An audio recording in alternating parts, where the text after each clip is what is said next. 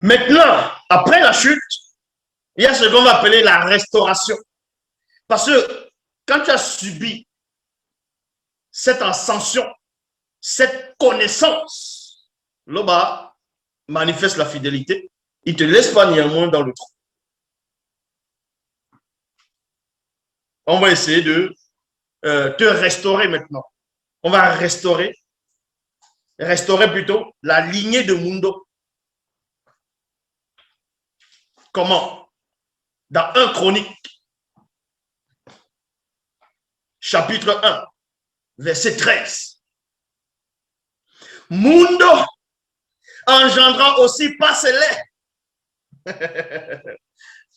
Passelé, qui est Nimrod dans les Bibles actuelles classiques. Son nom qui veut dire résister.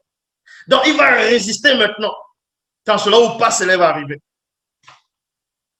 Et ce n'est pas pour rien que quand vous lisez l'histoire de Passelé,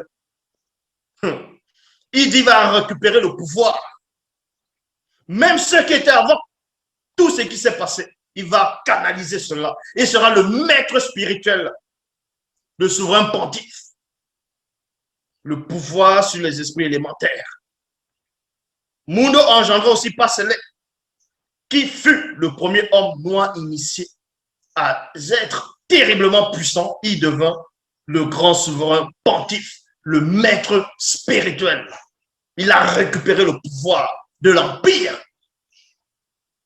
pas seulement éthiopien, mais de toute l'Afrique. Il était le maître. Il a bâti des royaumes, des empires, des civilisations. Et maintenant, quand quelques chercheurs, archéologues, essayent de parler de l'ancien temps, ils vont aussi se buter sur la tour de Babel. La tour de Babel. Parce qu'ils disent la tour de Babel, il faut apprendre la langue de la tour de Babel. Ils vont dire c'est très ancien, la Mésopotamie antique.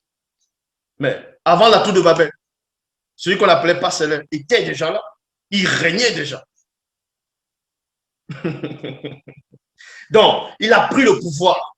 Et à une longue période, la descendance de l'Éthiopie, qui était toujours de Sawa, commençait à régner. Sans cela, vous voyez la reine de Saba, Kinyakosi. De cette lignée-là, elle a gardé le pouvoir. Est-ce que vous comprenez? Elle a gardé le pouvoir. Au fur et à mesure.